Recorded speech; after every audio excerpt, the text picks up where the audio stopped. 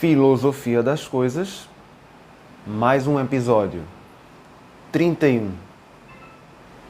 A cunha na vinheta.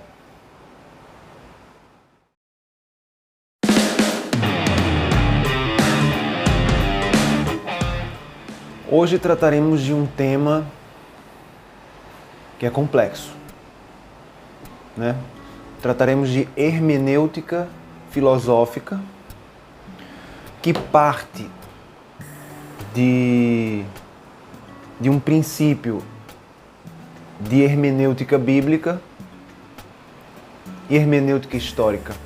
E aí vamos começar primeiro por explicar o que é hermenêutica. Depois de explicar o que é hermenêutica, eu vou partir para o conceito de hermenêutica bíblica, porque a maioria da sociedade é cristã. Provavelmente você seja cristão, provavelmente você seja católico, daqueles de nome, né? E provavelmente você faça parte da maioria cristã do país. Um Sauvignon Blanc para celebrar. E se prepare, o vídeo será longo, exaustivo, porque trata de um tema complexo, apesar de partir do simples. Parte do simples e termina no simples. Ele tem um princípio no simples e um fim no simples. Porque, na verdade, já vou dar o spoiler aqui, não tem princípio e fim, objetivamente falando, né? Isso casa com a física, com tudo mais. Mas eu não farei esse casamento como eu sempre costumo fazer nos outros vídeos. Eu não vou falar de física quântica como eu falo nos outros vídeos, nem mecânica quântica, para ter esse suporte para trazer a filosofia da maneira que eu apresento. Não vou utilizar esse. Eu vou falar de hermenêutica filosófica. E, bom, tratar desse tema é bastante complexo. Eu acho muito interessante fazer de uma maneira calma, de uma maneira tranquila. Um queijinho de coalho.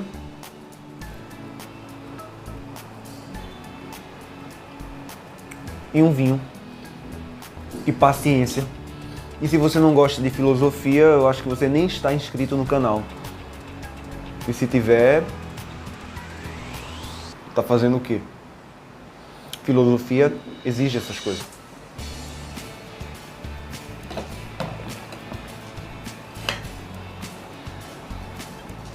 Vamos começar pela etimologia da palavra hermenêutica. Eu vou tratar dos temas de maneira resumida, quando eles não precisarem ser abordados exaustivamente. Agora, quando for necessário, eu vou ter que tratar, não exaustivamente, porque é impossível, mas de uma maneira bastante profunda. Hermenêutica vem de, etimologicamente falando, vem de Hermes, né? O deus das pernas ligeiras, o deus rápido, o deus rápido, o deus que caminha rápido, o deus que traz mensagens. É mais ou menos o deus mensageiro entre as mensagens gregas, dos deuses gregos para o homem. É basicamente isso. Como se na Grécia Antiga se tivesse um entendimento de que os deuses não conseguiam, com sua língua, se comunicar com os homens. E utilizavam Hermes como veículo para essa comunicação, para dizer o que é que os deuses queriam que os humanos fizessem. E muitas vezes esse termo é confundido com interpretação, com meramente... É interpretação. Também. Mas ele é confundido com interpretação propriamente dita. E hermenêutica não é interpretação propriamente dita. Hermenêutica tem um conceito muito mais complexo do que o de interpretação, né? Bem, sabendo disso, já deu para entender mais ou menos que hermenêutica não é uma coisa simples e, enfim, não vou mais adiante, vou tentar ser o mais breve possível, embora eu já estou avisando, o vídeo é longo. É longo. E como o Brasil é de maioria cristã, a gente sabe que a maioria dos teólogos, né, dos sacerdotes, das pessoas que lideram ou pastoreiam um grupo de pessoas via religião, geralmente, elas estudam hermenêutica, exegese, escatologia, enfim, são matérias que estão ligadas diretamente à teologia. Embora são conteúdo de filosofia, são conteúdo de curso de filosofia. Você paga cadeira de hermenêutica. Se você fizer curso de filosofia, você vai pagar cadeira de hermenêutica filosófica. Você não vai pagar cadeira de hermenêutica bíblica. Embora vai estudar hermenêutica bíblica também, mas você vai pagar hermenêutica filosófica. Bem, tendo em mente que o Brasil é cristão, na sua maior parte da população. Não é que o Brasil seja cristão, o Brasil é laico. Mas a maior parte da população é cristã. O interessante é que a maior parte da população é cristã sem saber sequer por que é cristã. Esse é um grande problema na sociedade brasileira. Ela é cristã, ela segue princípios cristãos, segue uma doutrina cristã, de origem cristã, muito embora as denominações se dividam, elas se espalham em diversas interpretações, aí sim, interpretação. Todas essas interpretações são variantes, algumas, principalmente as de linha evangélica, pentecostal e neopentecostal, abandonaram a hermenêutica de vez. A hermenêutica não existe nesses casos. Mas na Igreja Católica e nas igrejas evangélicas históricas existe o estudo hermenêutico, existe hermenêutica também. Não estudo de hermenêutica filosófica, mas partem de princípios hermenêuticos. E principalmente de hermenêutica bíblica. Então vamos começar. A hermenêutica bíblica, ela parte de um princípio básico, né? Ela utiliza Isaías como principal anunciante do Messias, daquele que chegaria para salvar o mundo. Tendo em mente a lógica linear do espaço-tempo, a linha do espaço-tempo, linearmente. Porque, na verdade, Isaías nunca esteve preocupado com essa questão linear de o dia, a hora, né, cronometradamente falando. Isaías não estava nem aí para a questão da temporalidade. Ele sabia de uma coisa. Há uma hermenêutica, há uma interpretação que conduz a um ponto que não é espacial nem temporal. E é esse ponto, não espaço-temporal,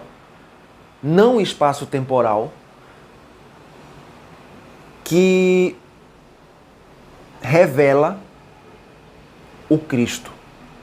No caso do cristão, do cristianismo. Revela o Cristo, né?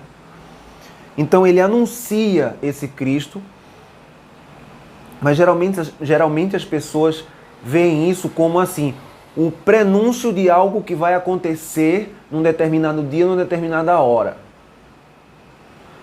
Você tem Isaías antes de Cristo anunciando que em uma determinada data existirá um Cristo e tal, e as pessoas tendem a ler dessa forma. A questão é, se você fizer um estudo profundo da hermenêutica bíblica, né, e pegar tudo, pegar Antigo Testamento todo, pegar Gênesis e for indo, você vê que, primeiro, vamos começar do princípio. A Bíblia, ela não tem temporalidade. O livro de Gênesis não foi escrito primeiro. Ele não foi o primeiro livro a ser escrito da Bíblia. Enfim, a sequência de livros no Antigo Testamento, ela não segue uma ordem cronológica. Então, se ela não segue uma ordem cronológica, como é que ela vai anunciar alguma coisa do passado para o futuro? Não vai. Já começa por aí. Então. Tá todo mundo meio perdido nesse sentido.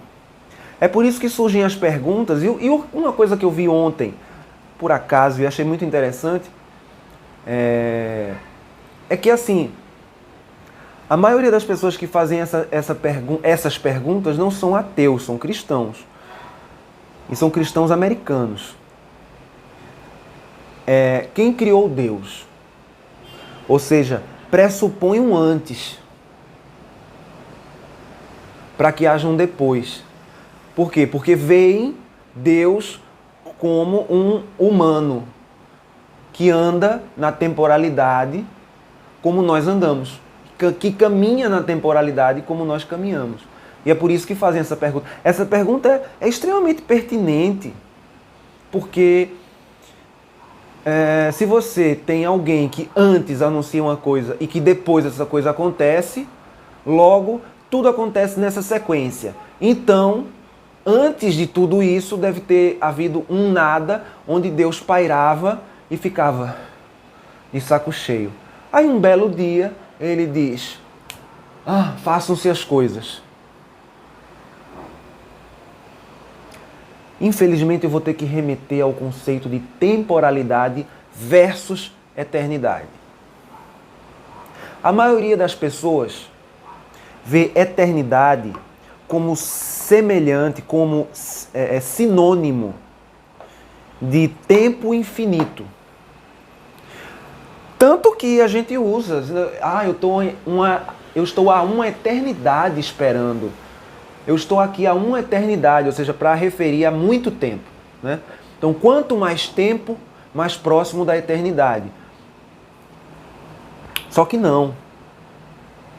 Eternidade, o conceito de eternidade, né?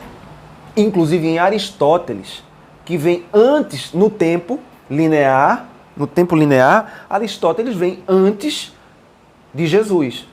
Aristóteles vem antes de Jesus e já tratava desse tema. Por isso que ele foi utilizado na Idade Média, né, na escola medieval, nas escolas filosóficas medievais, a saber, basicamente, as mais conhecidas, as principais, a de Santo Agostinho, né, de Agostinho, de Hipona, e a de Tomás de Aquino. A patrística, que é a de Agostinho, e a escolástica, que é a de Tomás de Aquino.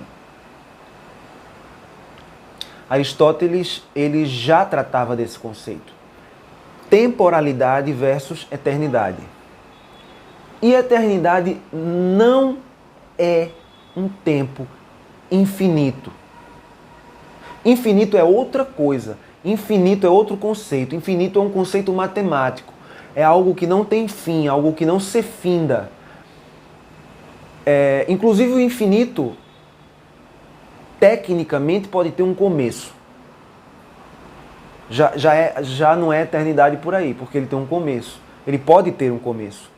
Ele pode ter um começo e não terminar nunca. E eternidade não. Ou seja, se você admite que a eternidade é um tempo infinito, você admite que Deus teve um começo, ou seja, Deus nasceu. Que significa que houve no passado, aí já estamos analisando de forma linear, veja a linearidade da coisa. Que no passado Deus não existia, passou a existir e em passando a existir criou as coisas. É assim que a maioria das pessoas vê. E não para pensar que não faz sentido. Não faz o menor sentido. Porque como é que uma coisa não existe, passa a existir indeterminadamente? Não. Aristóteles tratava da seguinte forma. Nós estamos inscritos na temporalidade, estamos no tempo e no espaço, né? Mas há um pano de fundo que não é tempo nem espaço. Mas no caso de Aristóteles, como não havia o conceito de espaço-tempo unificado, porque isso veio só depois de Einstein e tal, e a teoria da relatividade e tal, o tempo era linear mesmo, Aristóteles não sabia explicar e aí colocou no seu livro da física isso como uma aporia, ou seja, um bater na parede, um chegar num ponto onde você não sabe, não tem como responder, não tem como explicar. Porque como é que eternidade se contrapõe à temporalidade se nós estamos na temporalidade, dentro da temporalidade, e tudo que a gente vê é temporal? E como é que um instante ele cobre o outro? Se para que um instante exista, ele precisa anular o outro. Ele precisa afastar o outro, ele precisa se chocar com o outro. E para se chocar com o outro e sobrepor-se ao outro, ele precisa tocar no outro, ele precisa de uma relação com esse outro instante, ou seja, um instante passado requer uma relação com o instante presente. Logo, o presente passa a ser passado. Nietzsche tratou dessa forma também. Nietzsche tratou disso também, né? Ele disse que um instante é aquilo que quando vira passado. O presente é aquilo que quando vira passado. Mas eu não vou chegar aí não, porque tem que falar em hermenêutica. Mas eu precisava tratar dessa questão do tempo para a gente voltar para a questão hermenêutica. Hermenêutica bíblica. Aí vamos à questão da Bíblia propriamente dita, né? Das escrituras propriamente ditas. Eternidade nas escrituras não é tempo. É o não tempo. É aquilo que paira, que não passa, nem vai, nem vem. Aquilo que a nossa consciência, dentro do espaço-tempo, como percepção da forma como nós percebemos as coisas, né, como olhamos para as coisas, ela não pode ser percebida. Porque a gente percebe a temporalidade. A gente vê que o tempo passa, a gente vê que a gente envelhece, nasce, cresce, envelhece, morre. Então a gente não admite a eternidade. Aí o que acontece? Nosso cérebro automaticamente cria uma solução provisória. Que é assim, não, depois que isso acabar, ou seja, eu nasci, passei pelo tempo e depois que eu morro, isso continua num tempo infinito. E me perdoe, isso está completamente equivocado, tanto na visão aristotélica, antiga, como em qualquer hermenêutica. Qualquer hermenêutica. O que a gente percebe na Bíblia, se a gente começar a ler do começo, e é por isso que quando eu falo em ler escrituras, sempre que eu falo que as pessoas que querem ler as escrituras, porque assim, eu não sou cristão, eu não tenho religião, mas as pessoas perguntam, então, por que você usa tanto Jesus? Porque eu vejo Jesus como chave hermenêutica. E aí eu vou explicar por quê. como chave interpretativa e como chave hermenêutica. E para isso você tem que se despir de toda a temporalidade, de toda essa visão linear de tempo. Senão você nunca vai conseguir sequer entender o conceito de hermenêutica. Avalie ter Jesus como chave hermenêutica. Não vai ter, não vai ter. Não vai conseguir. Porque primeiro você precisa entender o que é hermenêutica. Né? Primeiro você tem que filosofar. Então você não vai conseguir. Jesus nunca se preocupou com isso, na verdade. A verdade é essa. Jesus nunca se preocupou com que as pessoas se entendessem o que é hermenêutica. Eu estou falando aqui para pessoas que querem filosofar sobre isso. Já que esse canal se chama Filosofia de Tudo, filosofando no Facebook, mas o projeto total é Filosofia de Tudo, baseado em Stephen Hawking, né? Na teoria de tudo e tal. E por isso tem o amor como chave filosófica, não hermenêutica, porque é mais abrangente, filosófica, né? Como amor, porque Jesus, você tem o Jesus, você tem o Cristo, que vem antes de Jesus, o Cristo, que é um conceito, que não é um conceito, né? As pessoas é que conceituam. E aí eu vou tratar como conceito, mas enfim, Jesus que vem antes, aliás, Cristo que vem antes de Jesus. Por que vem antes? Porque Cristo é eterno, ele faz parte desse conceito de eternidade, ele está na eternidade, não está no espaço-tempo. E tem o Jesus do espaço-tempo físico, histórico, que está na linha da história.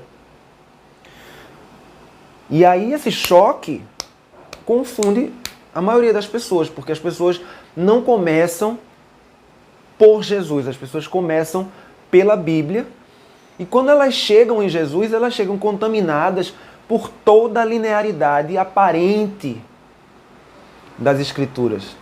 E ainda mais do Deus extremamente violento, terrível do Antigo Testamento e que entra em contraste com Jesus. Porque as pessoas fazem, Jesus resolveu ficar bonzinho agora no Novo Testamento, ele era mau, ele era perverso, guerreiro, né? Incitava batalhas para tomar povos e tal, e da noite para o dia ele diz para amar o próximo. Como é que é isso?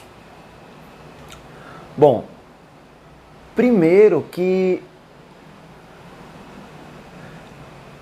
quando você começa pelo Evangelho e entende Jesus como chave hermenêutica, você entende que tudo que está atrás, tudo que está antes, nos livros anteriores, apontam para essa chave hermenêutica.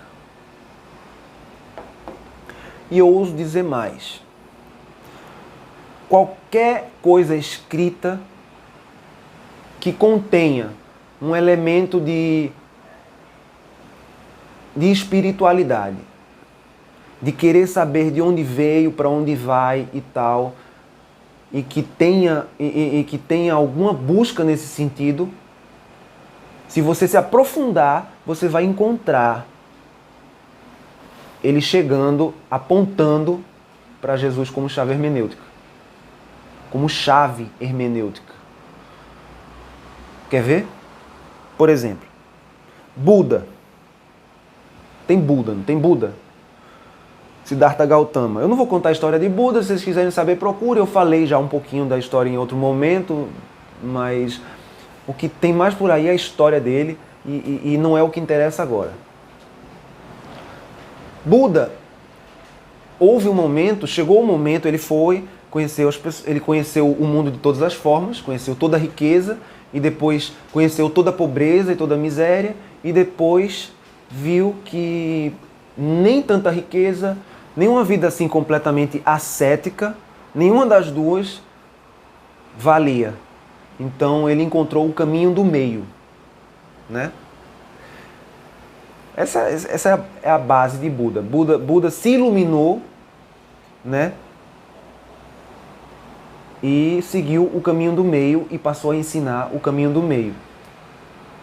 Também não vou explicar muito profundamente o conceito do caminho do meio, porque aqui a questão é explicar o que é hermenêutica e por que Jesus, como chave hermenêutica, faz todo sentido. Buda atingiu a iluminação, é o que falam. Buda atingiu a iluminação. E para o budismo, na verdade, qualquer pessoa é Buda. Qualquer pessoa tem natureza Buda. O que é isso? Aliás, não qualquer pessoa, qualquer ente da natureza. Qualquer ente. Qualquer ser. É porque as pessoas chamam ente de ser, mas é diferente. Ente é aquilo que começa e termina. Ser é aquilo que não começa e nem termina. Ser é eterno. Ente é temporal. Então todo ente, essa taça de vinho, eu, você, um cachorro, um gato, tudo tem natureza Buda, ou seja, natureza iluminada. É iluminado. Em nenhum momento Buda traz para si, se arroga que se auto-iluminou. Em nenhum momento. E mais, naquele tempo e onde ele viveu, principalmente onde ele viveu, não havia escritura, não havia evangelho, não havia nada escrito, não havia nada. Mas ele foi iluminado. Mas ele não se arroga a iluminação. Ele não diz, eu me auto-iluminei, eu fui correndo e cheguei no lugar de iluminação. Pelo contrário. Ele diz que atingiu a iluminação, mas o que se diz, e aí você tem que saber, a hermenêutica ajuda muito nesse sentido, que Buda foi iluminado. Mas a iluminação de Buda não é o fato de que ele... Porque assim, é contraditório. Se tudo já é iluminado, por que Buda foi iluminado? Tudo não já é iluminado? Ele reconheceu ser iluminado. E desfrutou dessa iluminação. Percebe a diferença? Reconheceu a iluminação e desfrutou dessa iluminação. Eita, povo chato. Esse povo que fica de moto aí. Ele reconheceu a iluminação. Por isso que diz, ele atingiu a iluminação, ele foi iluminado e tudo mais. E há muitos Budas, né? Porque todo mundo que segue o budismo, a busca é essa, é atingir a iluminação, ou seja, ser iluminado e reconhecer essa iluminação e aí sim chegar num estado de iluminação plena. Mas, de Jesus se diz, ele é a luz que vindo ao mundo ilumina todo homem.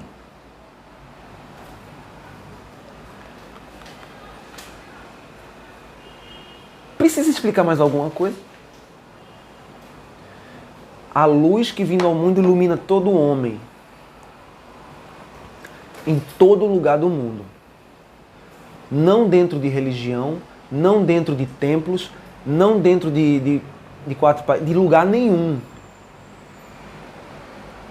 De lugar nenhum ou de qualquer lugar. Pode tanto ser aqui dentro de casa, como ser lá embaixo do prédio, como ser no prédio vizinho, como ser na floresta, como ser na lua, ou seja, lá onde for. Ele é a luz que vindo ao mundo, no caso você tem aí vindo ao mundo. Mundo, o conceito de mundo não é o conceito de terra. Terra é uma coisa, mundo é outra coisa. Mundo é um conceito que nós humanos criamos. A Terra existe há bilhões de anos. A Terra existe com seus animais, seus bichos, seus entes e tal. E cada um com a sua própria percepção de mundo, de terra, seja lá como for. as codificações que eles tenham, porque as codificações que eles têm não são mundo, eles não utilizam uma codificação linguística, eles utilizam codificações mais simples, sinais apenas, sinais. Tá com fome, tá com sede, aí se sacia. Enfim, eles não estão preocupados, eles estão bem melhor que a gente. Eles estão bem mais tranquilos que a gente, bem menos inquietos que a gente. Voltando à questão, Jesus é a luz que, vindo ao mundo, ilumina todo homem. Mas ele só veio por 30 e poucos anos. 33 é a idade que dão, né? Mas na verdade a gente sabe que não é 33 exatamente, que não foi exatamente no ano zero, tal. Isso tudo é uma construção constantiniana. A partir de Constantino, quando o Império Romano percebeu que não poderia lutar contra os cristãos, porque os cristãos estavam dispostos a morrer, e eles, como Buda, eles atingiram um nível de iluminação tão alto, porque Buda não se importava em morrer.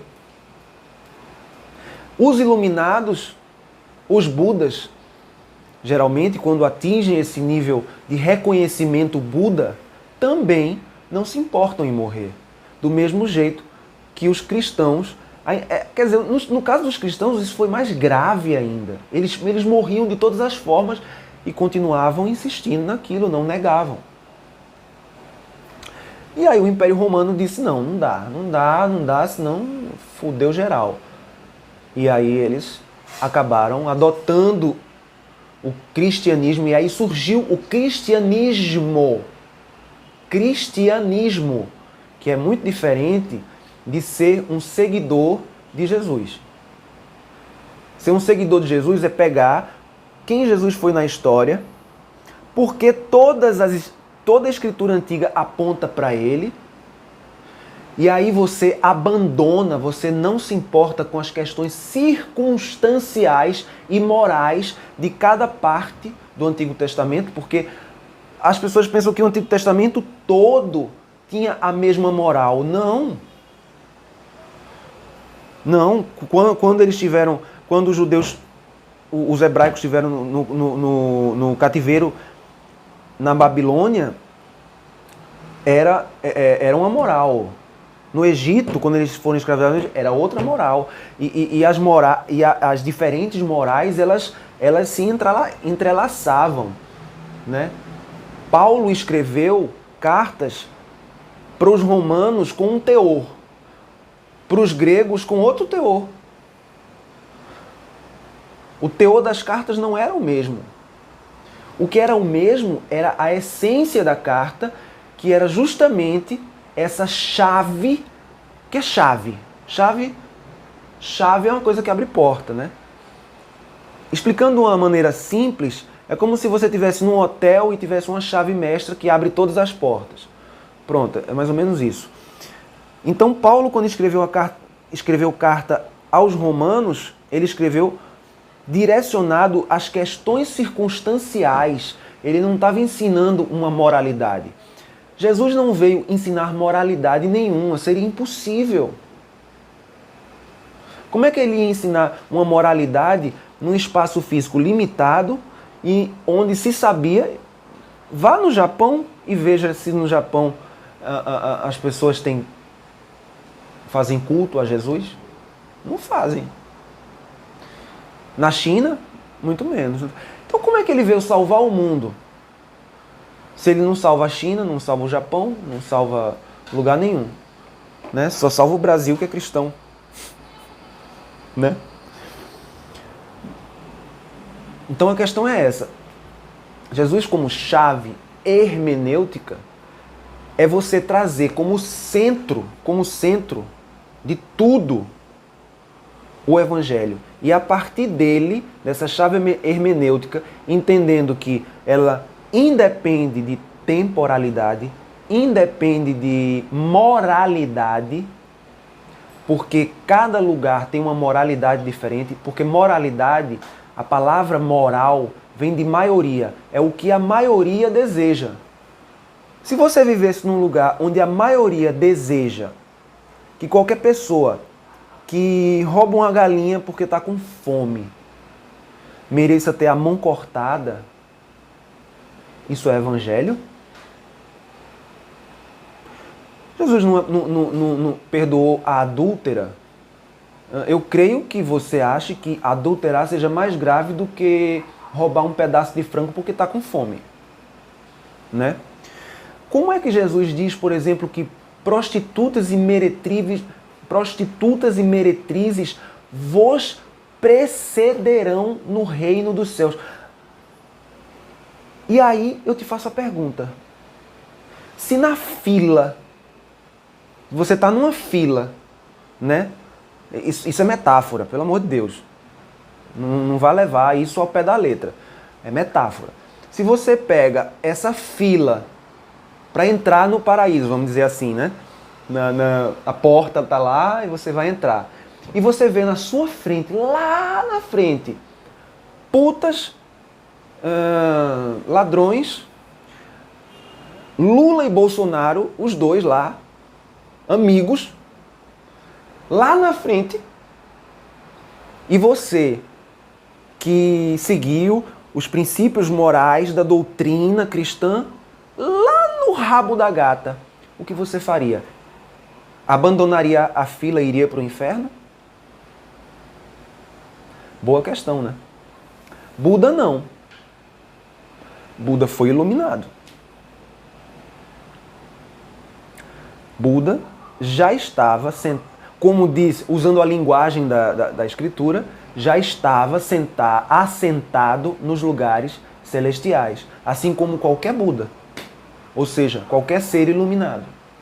Porque o ser iluminado não é auto-iluminado, não é você que se auto-ilumina, você descobre. Você está iluminado desde que nasceu, a luz vem, as coisas acontecem, você está no mundo. Você descobre. Aí você diz, olha, então faz todo sentido aquilo que Jesus falou. Virão do norte, do sul, e se sentarão virão pessoas do norte e do sul e se sentarão à mesa do meu pai, junto de Isaac, Abraão e Jacó, e os filhos do reino ficarão de fora. Quem são esses filhos do reino? Quem? Quem seguiu os princípios e tal, aquela coisa. Por que estão de fora? Porque Deus chegou e fez, fora! Eu não quero vocês. Não. Eles não queriam.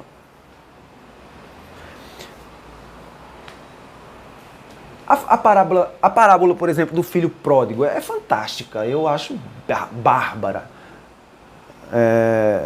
Eu acho que Buda se apaixonaria por essa história. Ele não chegou a contar essa história, mas se ele ouvisse essa história, ele ia guardar para contar. Porque é o seguinte, são dois filhos, um sai, o outro fica. O outro fica lá, trabalhando com o pai, mas trabalhando sacrifício, sem nenhum prazer. E o outro se joga lá, no mundo. Quando tudo acaba, o dinheiro acaba. Esse dinheiro que acabou, vamos tratar como a vida? A vida se acaba, o tesão se acaba, o tesão se esgota, tudo se esgota. Aí vem a velhice, né? Aí você diz, não me sobrou mais nada. É mais ou menos por aí. Pois bem, quando o dinheiro acaba e ele tem que ficar lá comendo rabugem dos porcos e tal, ele volta para casa e o que acontece? O pai o recebe com festa, manda matar um novilho gordo, faz a festa e tal, toma vinho, todo mundo. E o que é que o irmão faz? Fica puto. O irmão fica puto da vida. É isso que acontece.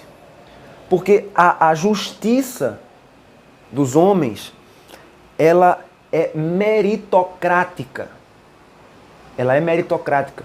Você precisa fazer para receber. Eu tenho que fazer para ganhar. Quando você entende, é aí que eu falo, ter Jesus como chave hermenêutica e ter a hermenêutica bíblica, ou a hermenêutica de qualquer livro sagrado, ou a hermenêutica de uma Veja, ou a hermenêutica de uma Galileu, uma super interessante, ou de uma Nature, ou qualquer hermenêutica que você queira fazer, né? É impossível fazer hermenêutica com... Mas enfim, aponta para essa chave,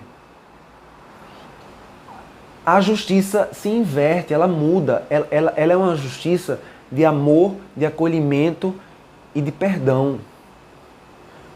É grave, é grave.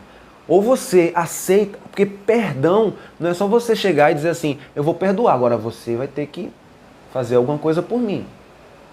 Se tiver barganha, acabou o perdão morre. Não existe perdão se houver barganha. Esse é o problema. Essa é a verdadeira revolução. Então, assim, ter Jesus como chave hermenêutica não é... Aí você tem que abandonar completamente o senso de meritocracia no que concerne a espiritualidade. É claro que se alguém mata alguém, vai preso. Você tem a lei, você precisa de um Estado, a gente precisa de um Estado e tal, mas estamos tratando aqui de uma questão metafísica, não estamos tratando de lei comum. E é esse o problema do cristianismo. Ele tenta fazer uma síntese entre a lei comum, a lei dos homens, que o cristianismo chama, a lei comum, a lei de todo mundo, e as leis espirituais. Não existe essa distinção. A gente faz as leis durante a nossa vida, no espaço-tempo da nossa vida. E passa ela de geração para geração, e ela vai se modificando. Não houve nenhum tempo. Se você apontar para qualquer era, você vai ver que 3 ou 4 gerações já é suficiente para uma cultura mudar. Então, que lei seguir? A lei do século XVI ou a lei do século XIV? Ou a lei do século I? Ou a lei de antes? Dos séculos, do século I a.C., do século V a.C.? Em que lei seguir? Entende? Há outra passagem interessante também que diz: Deus é espírito e deve ser adorado em espírito e em verdade. Em espírito e em verdade. Ou seja, não tem nada a ver com moral, não tem nada a ver com costumes, não tem nada a ver com o que é que eu devo fazer que está certo ou está errado. Não é, ele não veio para ensinar isso. E se você acha isso, você está redondamente enganado. Porque tudo foi feito de acordo com as aplicações circunstanciais. Mas o que ele ensinou cabe em qualquer circunstância. Então você não pode pegar esse aplicativo circunstancial e dizer isso foi o que Jesus ensinou. Não. Ele pode ter ensinado isso para essa situação. Mas o ensinamento perene é aquele que transcende qualquer tempo, qualquer era, qualquer espaço. A chave hermenêutica, se você entender isso como chave hermenêutica, quando você voltar lá para o começo, para Gênesis, para essas coisas, aí você vai dizer, eita porra, caralho, é mesmo, velho. Eu falo palavrão, tá vendo? E nem tenho culpa, não sinto culpa por falar palavrão. Falo mesmo, e fumo, e não sinto culpa. Aliás, faz mal para minha saúde física, mas para o espírito, o próprio Jesus falou, o que mata o homem não é o que entra pela boca, e sim pelo o que sai dela.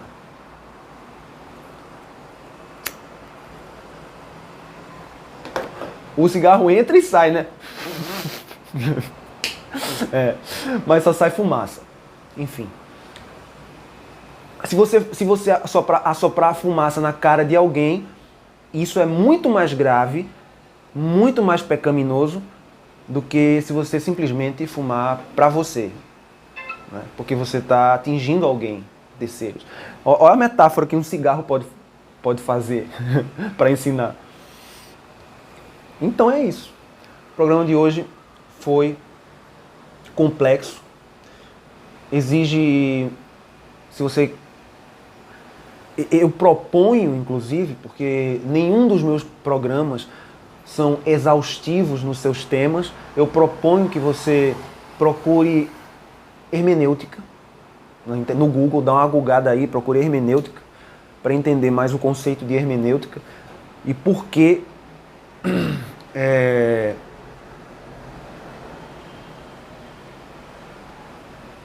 e por que isso é importante para entender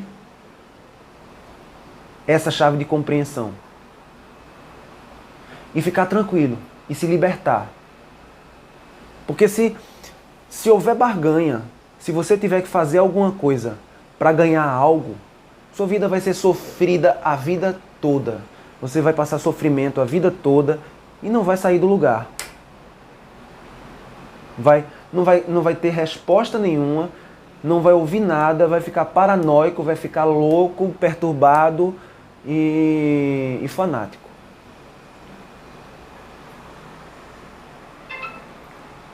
Só tendo Jesus como chave hermenêutica é que você pode,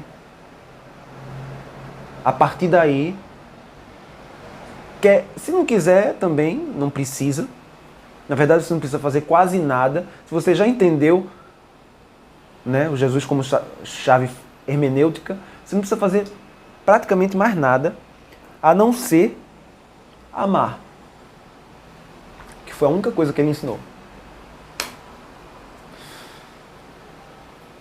Por isso eu sempre repito, amor como chave filosófica. E esse programa realmente ficou longo. Mas se alguém quiser que eu fale mais sobre isso, é só dizer nos comentários, coloque aí. Enfim, se você tiver alguma coisa mais específica sobre hermenêutica, ou sobre Jesus como chave hermenêutica, ou, enfim, né? Enfim, tá cheio de cristão aí, perturbado e tudo mais, com medo, com culpa. Eu não posso fazer isso, eu não posso fazer aquilo. Será que eu posso? Será que o que eu estou fazendo está certo? Será que o que eu estou fazendo não é pecado? Beber um vinho maravilhoso. Enfim, será que não é? E tal, não sei o quê.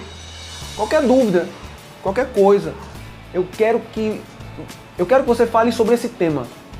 Me desafia. E aí eu coloco isso em pauta no próximo programa. E por hoje é só. Porque eu vou ficar aqui tomando meu vinhozinho e reler Alice no País das Maravilhas, como fez Raul Seixas ao tomar o seu Chilindrop, seu Disconel e outras pílulas mais. Um beijo e falou!